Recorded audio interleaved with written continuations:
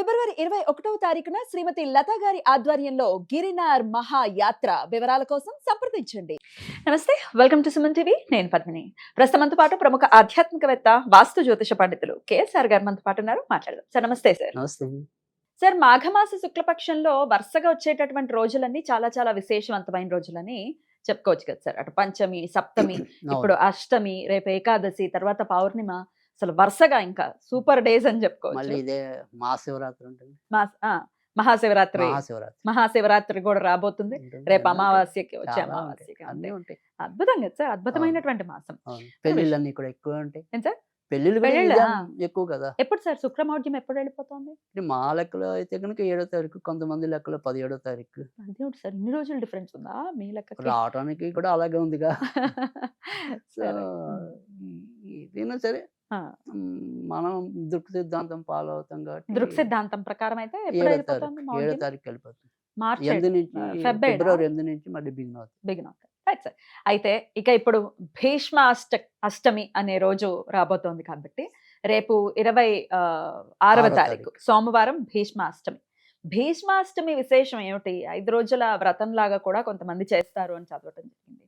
ఒక్కసారి వివరంగా చెప్పండి సార్. భీష్మాష్టమిని ఎవరెవరు ఎందుకోసం వినియోగించుకోవచ్చు? అసలు ఈ రోజుకున్నటువంటి ఆ వైశిష్ట్యం ఏమిటి? రైట్.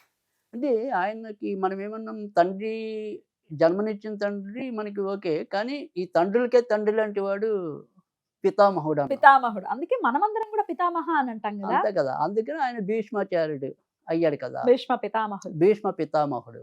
సో ఆ భీష్మ పితామహుడికి గౌరవార్థం మనం తర్పణాలు వదలటం అనేదే భీష్మ తర్పణం అంటాము. ఓకే. అది అనివార్యము అని. వదిలితే ఏమిటి? ఎందుకు వదలాలి? ఎందుకు వదలనేది ఫస్ట్. ఉమ్. తర్వాత రెండోది వచ్చేప్పటికి ఏంటంటే, ఈ తర్పణాలు విడిగా మనం తర్పణాలు వదలటం అనేది ఎప్పుడైనా సరే తండ్రి లేక వాళ్ళే వదలాలి. అవును, అవును. సో అవి కూడా తిలలతో వదులుతాం మనం. కానీ ఈ భీష్మ తర్పణం అనే దానికి తండ్రి ఉన్నవాడు లేనివాడు అందరూ కూడా వదలగలిగినది ఇదొకటే, ఈ భీష్మ తర్పణం అనేది.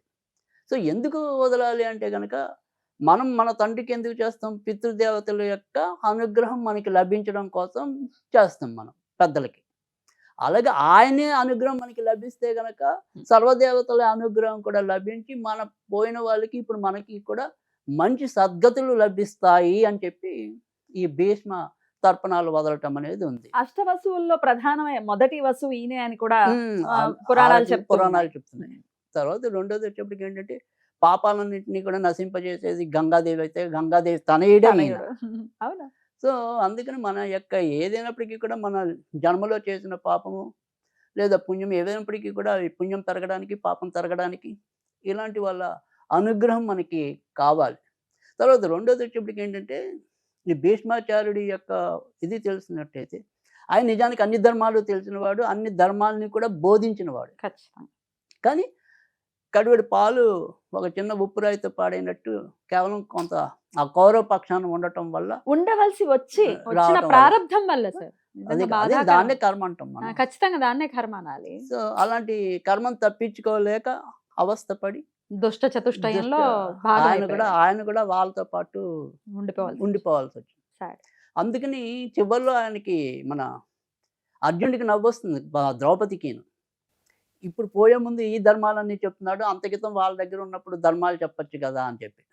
అట్లా లాక్ చేశాడు కదా సార్ ఈ దుష్ట కానీ దుర్యోధనుడు. అప్పుడు ఆయన ఏం చెప్పాడు అంటే గనక, కాకపోతే దాన్ని ఇప్పుడు వక్రించి అన్ని కులాలకి కొద్దిగా తంపులు పెట్టే ప్రయత్నం కొంతమంది ఈ సోషల్ మీడియాలో చేస్తున్నారు. కానీ ఆయన చెప్పిన సమాధానం ఏంటంటే, నేనప్పుడు దుర్మార్గుల చేతిలో అన్నం తింటున్నా కాబట్టి అంటే అందుకే మనకి తిండి ప్రభావం వండి సో దానివల్ల కూడా నేను సరైన ధర్మాన్ని మాట్లాడలేకపోయాను. అందుకే చక్కటి ఫుడ్ తినాలి మనం.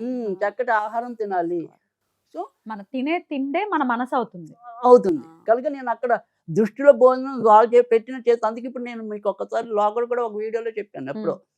సో ఎవరు మనకి ఏమంటాం, మన యొక్క యజమాని చెడ్డవాడైతే కనుక ఆ చెడ్డవాడు ఇచ్చిన సొమ్ము మనం తింటున్నప్పుడు ఎంతో కొంత పాపం మనకు చుట్టుకుంటుంది. ఆయన న్యాయబద్ధంగా సంపాదిస్తే అందులో మనము పాత్రలు అవుతాం. ఆయన అన్యాయబద్ధంగా సంపాదిస్తే అందులో మనం కూడా ఎంతో కొంత పాత్రలు అవుతాం. దాని వంతు ఎంత అంటే ఆ సూక్ష్మ పరిశీలన చేసి ఆ దేవుడికి అర్థమవుతుంది. సో అందుకని నేను అక్కడ సరైన ఆహారం తినలేదు కాబట్టి నేను ఈ రకంగా ఉన్నాను. ఇప్పుడు అక్కడి నుంచి వదిలి నేను ఈ అంపశయ్య మీద పడుకున్నాను కాబట్టి, అన్నిటిని వదిలేసుకుని వచ్చాను కాబట్టి నేను ఇప్పుడు నేను న్యాయం మాట్లాడుతున్నా, ధర్మం మాట్లాడుతున్నాను సమాధానం ఇస్తాడు ఆయన. సో అందుకని మనం తిన్ని పరిసరాలు, మనుషులు ఇవన్నీ కూడా మనం గుర్తెరగాలి. ముఖ్యంగా మనకు భీష్మాచార్యుడి వల్ల తెలుసుకోవాల్సింది ఏంటంటే, ఎప్పుడైనా సరే మనందరికీ కూడా సజ్జన సాంగత్యం అనేది చాలా ఖచ్చితంగా. అవసరము అనేది. సత్సంగత్వే నిత్సంగత్వం. ఊరికే అనలేదు అది కదా. మరి శంకరాచార్యులు చెప్పింది. చెప్పారు. సో అందుకని ఖచ్చితంగా మనం అందరం కూడా అలాంటి సత్సంగంలోనే ఎప్పుడు కూడా మమేకం అవ్వాలి. ఇప్పుడు ఖచ్చితంగా. మనం నేననేది ఏంటంటే, ఇప్పుడు మనం చెప్పేది ప్రతిదీ కూడా ఆచరించొచ్చు, ఆచరించకపోవచ్చు మన ప్రేక్షకులు. కనీసం ఈ 4 మాటల్లో ఒక మాట వెళ్ళినా కూడా వాళ్ళకి ఎంతో కొంత పుణ్యం వస్తది. ఎందుకంటే మనము శాస్త్రం ఏదుంది, ఇప్పుడు భీష్ముడు లాంటి వాడే తప్పించుకోలేకపోయాడు సార్. అంతటి శంతన చక్రవర్తి కుమారుడు, గంగమ్మకి పుత్రుడు, మామూలు Right. విషయం కాదు. ఆయనే దుష్ట చతుష్టయంలో పడిపోతే రైట్ అల్పులం మేము. కొన్ని ఫ్రెండ్షిప్స్ ని మేము వదలలేకపోతున్నామండి. లేకపోతే కొన్ని అవసరాలు మమ్మల్ని అటువైపు వాళ్ళ నుంచి బయటికి బలవంతంగా బందీ అవటం. బందీ అవ్వటం. కొన్ని Right. రిలేషన్స్ కూడా అంతే అంతే. బందీ అయిపోయి కాళ్ళకి చుట్టుకున్నాయండి. ఏం అవును. చేయాలో తెలియట్లేదు అన్న వాళ్ళ పరిస్థితి ఏమిటి సార్ మరి? అదే ఇప్పుడు సరే దానికి రెమెడీ అనేది ఎలాగో ఒకటి ఉందా? మనం చూద్దాం. ఓకే. సో తర్వాత రెండోది వచ్చేప్పటికి ఏంటంటే, ఇక్కడి నుంచి ఏదైతే ఈ భీష్మ అష్టమి నుంచి Hmm. భీష్మ ద్వాదశి వరకు ఉండేదాన్ని ఈ భీష్మ పంచకం అంటాం. ఓకే. సో ఈ 5 రోజులు కూడా చదవగలిగితే విష్ణు సహస్రనామం చదవటం అనేది ఒక పద్ధతి. అలాగే ఈ 5 రోజులు కూడా అసలు తర్పణాలు వదలాలి. సో 5 రోజులునా? ఆడవాళ్ళు కూడా వదలొచ్చా సార్? ఎవ్వరైనా పిల్లల దగ్గర నుంచి అందరూ వదలొచ్చు. కాకపోతే ఇక్కడ ఏంటంటే తండ్రి లేని వాళ్ళు పిల్లలతో తర్పణం వదలాలి. ఒకవేళ తండ్రి గనక ఉండి అంటే తల్లిదండ్రులు ఇద్దరు ఉంటే గనక కేవలం భీష్ముడి పేరు చెప్పుకుని జలం వదిలేస్తే ఎలా సరిపోతుంది. వదలాలి ఒకసారి చెప్పండి సార్. అది ఇప్పుడు మామూలుగా ఏంటంటే, ఇప్పుడు మనం ఇలా వేల సందులో నుంచి కాకుండా ఈ వేల 4 వైపు నుంచి ఇలా జారేలాగా ఇలా పడాలి. ఇలా పడాలి. ఈ 4 వేల నుంచి పడాలి. ఇట్లా నీళ్లు పోసుకుంటున్నాం. ఇలా జారాలి. ఏమనాలి? ఓం గంగాపుత్రాయ భీష్మాయ, ఓం గంగాపుత్రాయ భీష్మాయ, ఓం గంగాపుత్రాయ భీష్మాయ, సత్యవాది జితేంద్రయ నమః, సత్యవాది జితేంద్రయ నమః, జితేంద్రాయ నమః. రైట్. అంటే ఈయన ఎప్పుడు కూడా సత్యాన్ని పలుకుతాడు. జితేంద్రుడు అంటే ఆయన ఇచ్చామరణం కోరుకున్నవాడు, ఇంద్రియాలని జయించిన వాడు. అసలు మామూలుగా అయితే ఇక్కడ కౌరవుల పక్షాన లేకపోతే ఆయన ఎప్పుడు కూడా సత్యవాదే. ఖచ్చితంగా. సో అలా ఎన్నిసార్లు వదలాలి సార్? అలా కనీసం 7 సార్లు వదిలితే మంచిది. 7 times. ఓకే.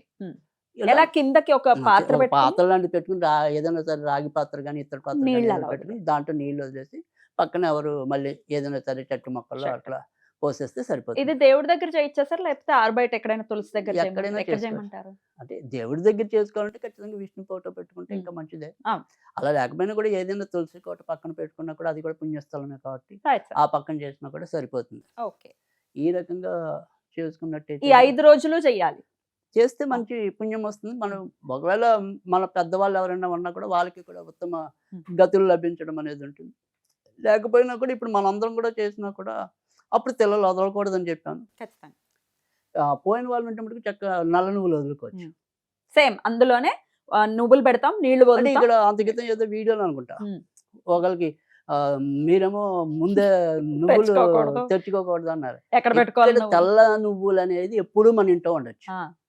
ఓకే. నల్ల నువ్వులు అనేది పితృకార్యాలకు ఉపయోగిస్తాం కాబట్టి దాన్ని ఆరు బయట పెట్టాలి. అది వాళ్ళకి తెలియాలి. ఎందుకంటే తెల్ల నువ్వులకి నల్ల నువ్వులకి తేడా ఉంది. తెల్ల నువ్వులు మన ఇంట్లో మనం వంటకంగా కూడా వాడుకోవచ్చు. సో ఖచ్చితంగా ముఖ్యంగా ఈ బ్రాహ్మణ ఇళ్లలో అయితే కనుక తద్దినాలకి నువ్వుల పచ్చడి లేకుండా ఉండదు. నువ్వుల పొడి కానీ నువ్వుల పచ్చడి కానీ ఉంటుంది. ఎందుకంటే పెద్దవాళ్ళకి ఉత్తమ గతులు ఉంటుంది కాబట్టి కంపల్సరీ నువ్వులతో వండిన పదార్థం ఒక్కటైనా ఉంటుంది. సో అందుకని తెల్ల నువ్వులు ఇంట్లో ఉండొచ్చు, నల్ల నువ్వులు బయటే ఉండాలి. ఆరు బయట పెట్టుకోండి, ఏదో ఒక ఏర్పాటు చేసుకోండి. చెప్పుల స్టాండ్ పక్కన ఇటు పక్కన పెట్టుకోవడం చేయండి తాత్కాలికంగా. అంతే. ఆ కార్యక్రమం అయిపోయిన తర్వాత అంతే. ఎలాగో కొన్నే తెచ్చుకుంటాను. లేదు మీ దగ్గర ఎక్కువ ఉన్నాయనుకోండి, ఆ నల్ల నువ్వులు ఏదైనా సరే గుళ్ళో శివాలయం అలాంటి చోట నువ్వులతో వదిలేస్తే నీళ్లు అక్కడ పుణ్యం వస్తుంది. ఇంకే మరి మంచి రెమెడీ కూడా చెప్పేశారు కదా. అందుకని ఆ రకంగా చేసుకుంటే చాలు. ఇది ఆయనకు తర్పణాలు చెప్పారు. ఈ దుష్ట చతుష్టయం నుంచి మేము కూడా బయటపడాలి. మా జీవితాల్లో కూడా ఉన్నారు ఇలాంటి దుష్టులు. వాళ్ళ నుంచి బయటపడాలంటే ఏం చేయాలి సార్? ఇది కూడా ఇంచుమించు అదే మంత్రం లాంటిది. ఓం గంగా తనయ ఉమ్. భీష్మ సర్వపాప హరాయ నమః. ఉమ్. ఓం గంగా తనయ భీష్మాయ సర్వపాప హరాయ నమః. ఓం గంగా తనయ సర్వపాప హరాయ నమః. భీష్మాయ మాయ సర్వపాప హరాయ నమః. భీష్మాయ సర్వపాప హరాయ నమః. ఓం గంగాతనాయ భీష్మాయ సర్వ పాప హరాయ నమః. హరాయ నమః అనుకుంటూ ఉండాలి. ఎన్నిసార్లు అనుకోవాలి సార్? ఇది 12 సార్లు చదివితే చాలు. అట్లా ఆ ఎన్ని రోజులు రోజు చేయమంటారు? మనమైతే ఎప్పుడైనా సరే 21, 40, 90. ఉమ్. రైట్. చేస్తే ఖచ్చితంగా ఈ ఖచ్చితంగా దుష్టుల యొక్క అంటే కనీసం వాళ్ళ ప్రభావం మన మీద లేకుండానే ఉంటుంది. అదైనా కావాలి కదా సార్ కదా. మనకి. Definitely right. ప్రయత్నం, మన వాళ్ళ వల్ల ప్రయత్నం మనం ఇబ్బంది పడకుండా ఉండటం. ఎగ్జాక్ట్లీ మన ప్రయత్నం కూడా ఉండాలి. వద్దు బాబాయ్ వీళ్ళతో. ఎందుకంటే కొంతమంది అదే పనిగా గాసిప్లు చెప్తూ ఉంటారు. అది టైం వేస్ట్. మెంటల్ గా మనం ఖచ్చితంగా సఫర్ అవుతున్నాం. ఎక్కడో ఒకటి కొంతమంది ఉంటాయి పేరుకి కదా అలాగ అంటారు. ఇప్పుడు మనం అంత చెప్తే అవునండి నాకు వాడు అలాగే అనిపిస్తాడు అంటారు. మళ్ళీ అన్నాడు అయ్యాక వాడు మొహం వాడితోనే తిరుగుతూ ఉంటారు. సార్. ఎగ్జాక్ట్లీ సో అలాంటి వాళ్ళు కూడా ఉంటారు మనకి. మనం అబ్జర్వ్ చేయాలి వాళ్ళ ప్రవృత్తి ఎలా ఉంది అనేది. So Right. కానీ ఎప్పుడైనా సరే చెడు చెడే కాబట్టి Hmm. ఆ చెడు నుంచి బయటపడటం అనేది మనందరికీ అవసరం. అవసరం ఖచ్చితంగా. చాలా చక్కగా వివరించారు సార్. ఈ ప్రత్యేకమైనటువంటి ఈ తిథిని వినియోగించుకుని అటు ఆ స్వామివారు అంటే పితామహులకి తర్పణం వదిలి మనం కూడా రుణం తీర్చుకోవాలి ఆయనది. ఖచ్చితంగా. ఎందుకంటే ఆ రకంగా మనం ఇండైరెక్ట్ గా మన పితృదేవతల కూడా అనుగ్రహాన్ని పొందుతాం. అనుగ్రహం కోరుకున్నట్టే. ఖచ్చితంగా. Right. చాలా చక్కగా వివరించారు సార్. Right. కృతజ్ఞతలు. నమస్తే సార్.